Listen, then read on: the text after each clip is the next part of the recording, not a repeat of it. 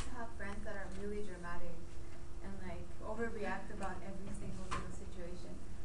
Well, I'm going to talk about dramatism, which it doesn't have to do anything about being super dramatic and overreacting to things. It's actually a theory that Kenneth Burke developed um, it's a communication theory. It doesn't have to do with overreacting. It's basically having to do with viewing life as a play, and I'm going to talk about some of the elements of the dramatic theory. So Kenneth Burke was known for being a literary philosopher and theorist. He had a huge impact in the 20th century. Um, he was a philosopher. Um,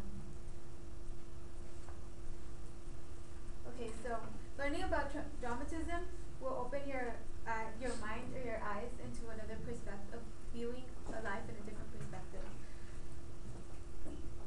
Okay, key points.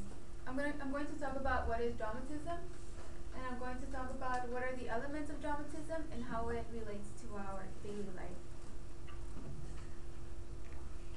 Okay, there's a dramatism pattern which is used as an instrument,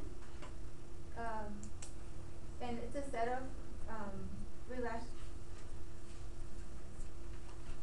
functional principles that can help us understand what he calls the cycle cluster of terms, and that is the image that he creates. Okay, the 5 elements of dramatism. David Berksley states in his book The Elements of Dramatism in 2002 that there are 5 elements, which are scene, act, agent, agency, and purpose. Scene is a physical location and contextual situation, occasion, event, or time.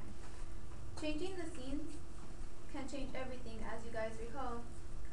In some movies, if you do change scenes of a play, it would have impact on what the scene is about, or what the characters are doing. Act. It is the motivation or the purpose of the action. It may be a simple action, or it may be a complex action. It may be a simple thing such as moving or speaking, or it could be an actual. It could be more than just simple. And the agent is the person or the group of people. Like for example, in a play, the agent would be the main characters or the characters.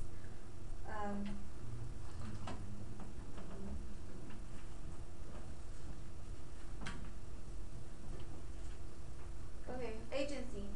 Agency is a technique or method which the agent achieves their goal.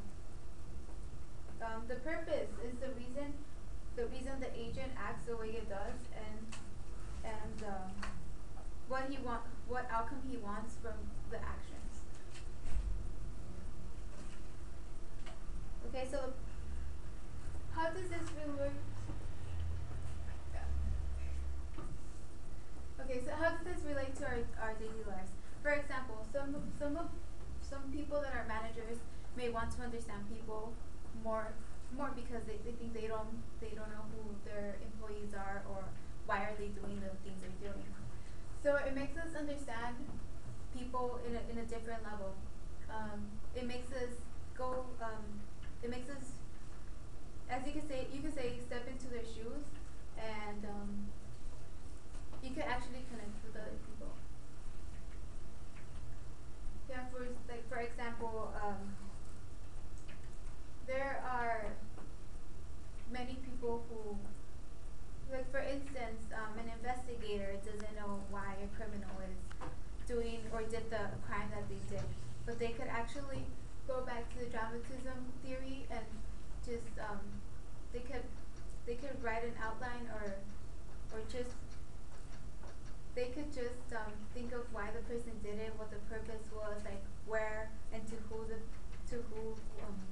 it was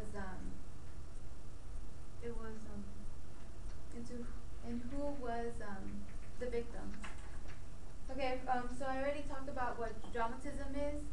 I talked about the elements of dramatism, and I talked about how it can relate to us in our daily lives. So